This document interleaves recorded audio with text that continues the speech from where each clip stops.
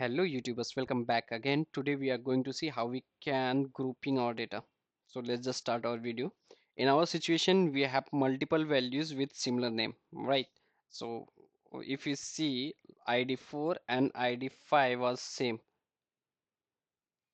So in that case, if you want your data to be grouped, you have to use group by keyword and your column name. In my case, name is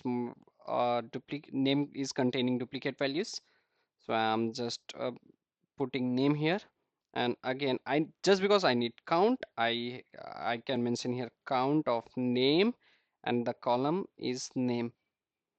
This means just show the data of name and also show how much data we have in our table, like with the same name how much data we have. Okay, so let's just execute our file.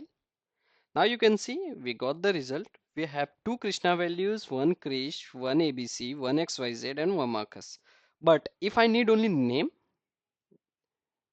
I can do one thing. I can just remove this part counter and I can just get the value of unique names. Now you can see I just got the unique values, not the duplicate values of name. So that's it from this video. Thank you so much guys. Thanks for watching, and please don't forget to like the video and subscribe the channel. Thank you.